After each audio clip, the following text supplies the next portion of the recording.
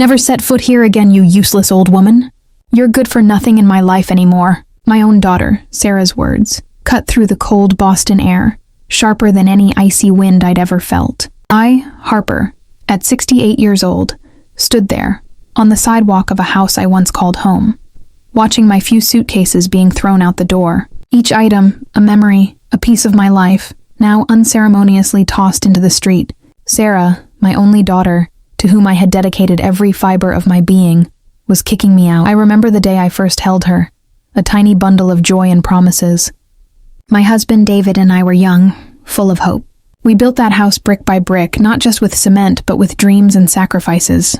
David, an honest carpenter, worked tirelessly, and I, as a primary school teacher, supplemented our income, ensuring Sarah had everything she needed. From the simplest toys to ballet lessons and summer camps, she never lacked anything. When David passed away unexpectedly 10 years ago, the house became my refuge and the center of our small family. Sarah, then 28, was starting her career as a lawyer, and I, a widow, found solace in watching her grow and prosper. But in recent years, something changed. Sarah's sweetness was replaced by a calculating coldness and gratitude by constant demand. She married Mark, an ambitious real estate agent, who seemed to view everything in terms of profit and loss. My presence in the house, once welcome, became an inconvenience, a nuisance. Mark, with his forced smile and empty eyes, began to sow discord, whispering about how I took up space and cost too much. Sarah, once so independent, seemed enchanted by him, accepting every word as absolute truth. Today, the climax of this manipulation unfolded. A trivial argument about the color of the living room curtains turned into a personal attack. You don't understand, Mom. This is our house now! You're a guest, and guests don't offer opinions. Mark stood beside her with a victorious smirk. And then came the final blow. The words that tore my soul. Never set foot here again, you useless old woman. You're good for nothing in my life anymore. As my suitcases landed on the sidewalk, I felt a deep emptiness, a pain that surpassed even the loss of David. But amidst the humiliation, a small flame of determination ignited in my chest. If you're listening to this story and have ever felt the pain of ingratitude, please like and subscribe to the channel. Your empathy means a lot to me. Still standing on the sidewalk, my heart in pieces, memories of my sacrifices for Sarah flooded my mind. It wasn't just the house I had built with David. It was the life I had dedicated to her. When David was gone, his pension was minimal, and my teacher's retirement barely covered expenses. Sarah was in law school, dreaming of becoming a great lawyer. I couldn't let her give up. I took a second job, cleaning offices in downtown Boston at night, after spending the day at school. I'd come home exhausted, but always with a smile for Sarah, asking about her classes, her friends, her plans. I remember when she wanted to do an exchange program in New York for a summer course at NYU. The cost was exorbitant. Mark, her then boyfriend, said it was an unnecessary luxury, but Sarah's eyes were shining. I sold the jewelry David gave me, family heirlooms I cherished, so she could go. Mom, you're the best. She hugged me, promising that one day she would repay me. Those words now sounded like a distant, cruel echo. When Sarah graduated, I was the proudest in the audience. She got a job at a renowned law firm in Manhattan. I helped her find an apartment, paid the first few months' rent, and even bought some furniture so she would feel comfortable. My small apartment in Boston felt empty without her, but I was happy for her happiness. She was my life's project, my legacy. Her wedding to Mark 2 years ago was a lavish event. I paid most of it, of course. An expensive wedding dress from a Fifth Avenue boutique, a reception for hundreds of guests at the Plaza Hotel, a honeymoon in the Caribbean islands. Mark, always with a white-toothed smile, thanked me effusively, but his eyes never showed sincerity. He started moving into Sarah's apartment, and soon after into my house in Boston, claiming they needed more space and that I shouldn't live alone. I, naive, accepted, happy to have my daughter and son-in-law nearby. But living together became a nightmare. Mark began to criticize my clothes, my food, even the way I watered the plants. Sarah, once my ally, now only watched in silence, or worse, agreed with him. Gradually, I lost my space, my voice, my dignity. But what they didn't know was that, amidst all this pain, I held a secret, a small hope that could change everything. As the autumn sun began to set, painting the sky in shades of orange and purple, the reality of my situation hit me. Kicked out of my own home, with nowhere to go, my few possessions scattered on the sidewalk. Sarah's words and Mark's sneering smile replayed in my mind. The humiliation was palpable, and the anger, a growing force in my chest. But it wasn't blind anger. It was a cold, calculating rage, fueled by years of disrespect and ingratitude. People passed by, some casting pitying glances, others curious. I, Harper, the retired teacher, the devoted mother, was now a pathetic figure on the street, but behind the facade of fragility, my mind was working. I was not a useless old woman. I was a woman who had built a life, who had overcome losses, and who, above all, knew the value of justice. Slowly, I began to gather my suitcases. Among the few belongings, there was a small, time-worn wooden box that David had given me. Inside, I kept a letter, a document he had given me years ago, with clear instructions to open it only if something terrible happened and I needed a new beginning. At the time, I thought he was referring to his death, but now I realized that terrible could have a much deeper meaning. The letter, sealed with wax, lay there, untouched for decades. David had always been a provident man, a man who thought about the future and who somehow seemed to have anticipated the cruelty I would face. He always said, "Harper, never underestimate the power of a good plan and a well-kept letter." And now, I had that letter. It wasn't a weapon of destruction, but a key to my redemption, and perhaps to the justice Sarah and Mark so richly deserved. With the box firmly in my hands, I stood up. The pain was still there, but hopelessness had been replaced by a new determination. I wasn't going to bow down. I wasn't going to be the useless old woman they wanted me to be. I had an ace up my sleeve, and I was about to play it. With my suitcases collected and the small wooden box firmly under my arm, I started walking down the street. Night was falling fast, and the Boston cold was intensifying. I had nowhere to go. My closest friends lived far away, and I didn't want to burden them with my misfortune. It was then that I remembered Mary, an old colleague from the primary school, who always offered me her small summer cottage in Cape Cod to escape the routine. She was traveling in Europe, so the cottage would be empty. It was a simple but cozy place, and most importantly, far from Sarah and Mark. I managed to get a taxi, and after a long, silent journey, I arrived at Mary's cottage. The house was dark and cold, but the feeling of being alone, away from the scornful glances and humiliation, was a relief. I lit the fireplace, made a hot tea, and finally sat down at the small kitchen table, the wooden box in front of me. My hands trembled as I opened it. Inside, beside some old photos of David and me, there was a yellowed envelope with David's unmistakable handwriting. "To my dear Harper, if one day you need a new beginning." I took a deep breath and opened the envelope. It wasn't a love letter, as I expected, but a legal document. It was a will, but not the one I knew. This was an addendum, a codicil, dated 5 years before his death, a period when Sarah was already in college and David had begun to notice a certain change in her behavior.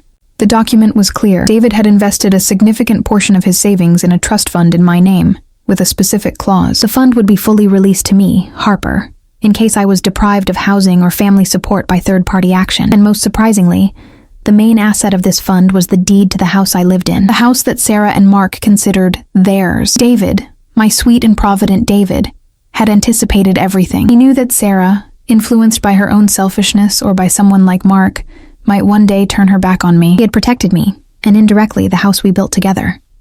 The tears I had held back for hours finally rolled down my face, but this time they were not of sadness, but of a mixture of relief and renewed determination.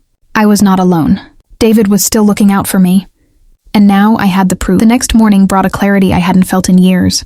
The Cape Cod sun, reflecting on the ocean, seemed to wash away the grime of humiliation. With David's document in hand, I knew I couldn't act alone. My first call was to Dr. Peterson, the family lawyer David and I had always trusted. He was a man of principles, who knew our history, and more importantly, David's character. "Harper, my dear, what a surprise.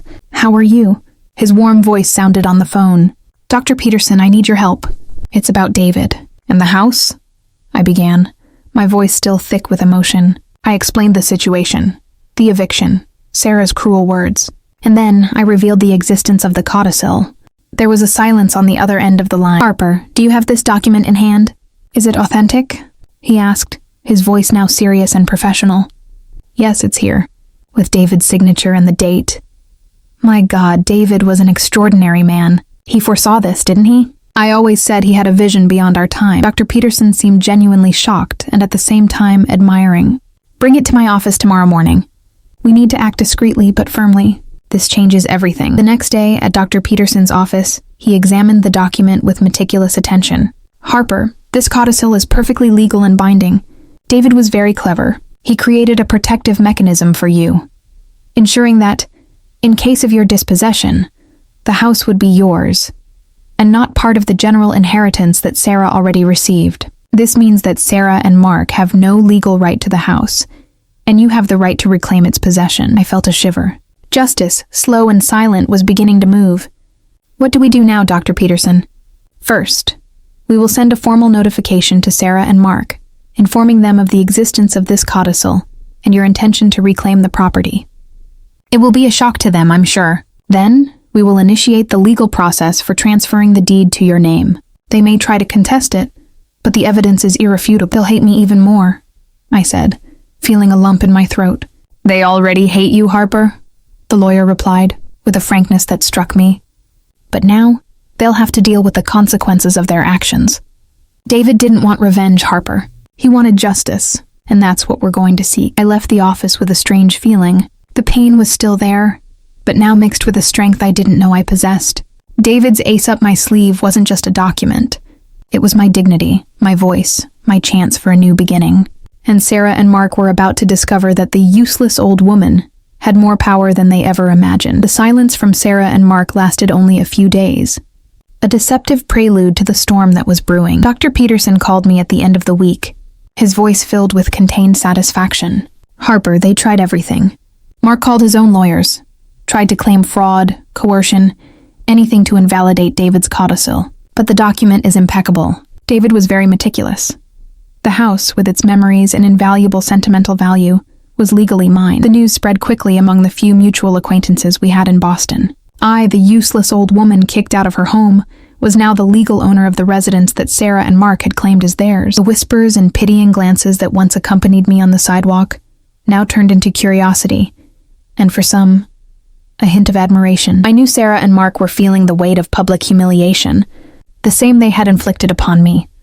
Dr. Peterson informed me that Mark, in a fit of rage, had tried to sell some of the furniture in the house, claiming it was his. Fortunately, the lawyer acted quickly, obtaining a court order preventing any movement of assets until possession was formally restored to me.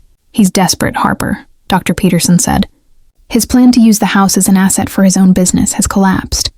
And Sarah, well, Sarah is starting to see the true face of the husband she chose. I, on the other hand, was finding an unexpected peace in Mary's cottage. The sound of the waves, the smell of the sea, the simplicity of life there allowed me to reflect. There was no joy in my daughter's misfortune, but there was a deep satisfaction in knowing that truth was prevailing. David, in his wisdom, had given me not just a house, but a lesson about the value of character and loyalty. He had taught me that even in the worst betrayals, dignity can be regained. The real complication, however, was yet to come. Dr. Peterson suggested a meeting. "Harper, Sarah asked to speak with you. She's shaken. I believe she needs to hear the truth directly from you. And perhaps, just perhaps, she's ready to listen." I hesitated. The pain of those words, "useless old woman," still echoed in my mind. But a part of me, the mother I always was, knew I needed to face Sarah, not for revenge, but to try to heal a wound that was opening in both our lives. The meeting was scheduled at Dr. Peterson's office, a neutral and professional environment. I arrived early, my heart pounding but my mind clear. In my hands I held the yellowed envelope, David's ace up my sleeve, which had triggered this whole turnaround. Sarah and Mark arrived together, but the dynamic between them was visibly different. Mark seemed tense, with an air of defeat, while Sarah was pale, her eyes swollen, avoiding my gaze. "Harper," Dr. Peterson began, acting as a mediator.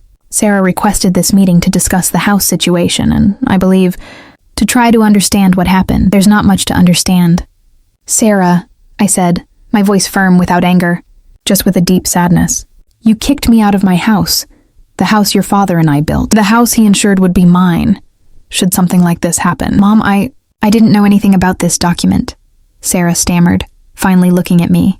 "Mark said the house was ours, that you had no rights." "Mark lied to you, Sarah," I replied, looking directly at him. Mark tried to intervene, but Dr. Peterson cut him off with a gesture. "Mark, please, let Harper speak," I continued, my voice laden with emotion but controlled. "Your father, David, was a provident man. He gave me this envelope years ago, telling me to open it only if something terrible happened and I needed a new beginning. I never imagined that something terrible would be you throwing me out on the street. I extended the envelope to her. "Read it, Sarah. Read what your father wrote. Read what he did to protect me from you." Sarah took the envelope. Her hands began to tremble uncontrollably as she opened it. She read the codicil, David's words, the clause that guaranteed my possession of the house. Her eyes scanned the text, and I saw understanding and horror settle on her face. She looked at Mark, who was visibly uncomfortable, trying to avert his gaze. "Did you know about this, Mark?" she whispered, her voice almost inaudible. "Did you know the house was hers and made me humiliate my own mother out of greed?" Mark tried to defend himself, but his words were empty. I thought we could contest it. It was an old document. Old but legally valid," Dr. Peterson interjected.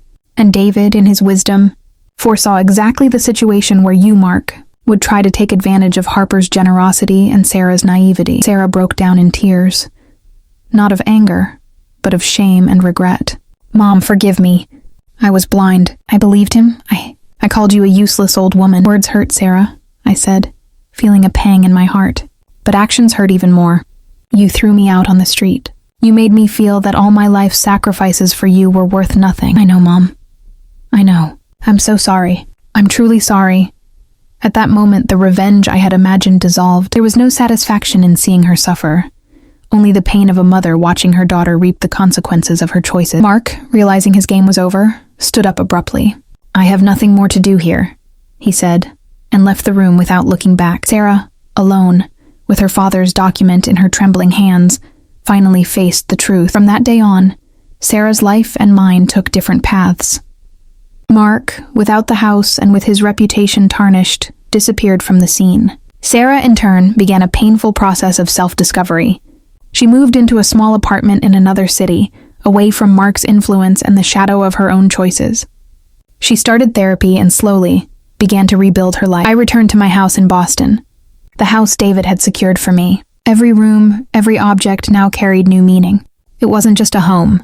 It was a testament to David's love and foresight, and to my own resilience. I redecorated the house, yes, but not with luxury, but with memories and the feeling of a new beginning. I went back to tending my garden, cooking my favorite recipes, and rediscovering the peace I had lost. Sarah and I didn't immediately return to our old relationship. Trust is like a broken vase.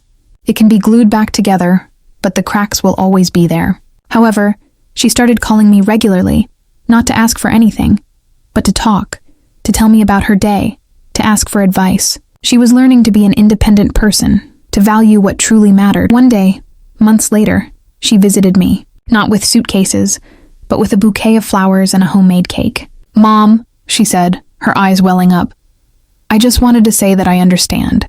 I understand what you did for me, what Dad did for us, and I'm sorry it took me so long to see." That day I hugged her, not a hug of complete forgiveness, but a hug of hope.